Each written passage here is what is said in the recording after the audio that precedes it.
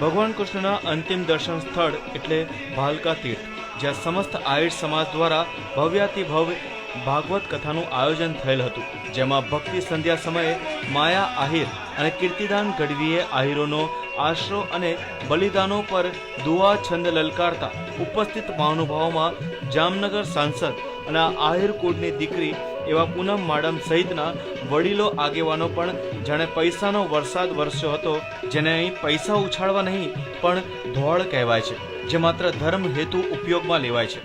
તો દાતાઓ મન મૂકીને વરસ્યા અને અંદાજે 3 કરોડ રૂપિયા ધાર્મિક હેતુ એકઠા થયા હતા. ત્યારે નોટો પૈસાનો વરસાદ એટલી માત્રામાં વરસ્યો કે જાણે આહિર કુળના પોતાના પૂર્વજ ભગવાન કૃષ્ણ પર ઓળઘોળ થયું હોય તેમ નોટોના વરસાદથી લાગતું હતું. Bureau report, news online, Gir Somnath.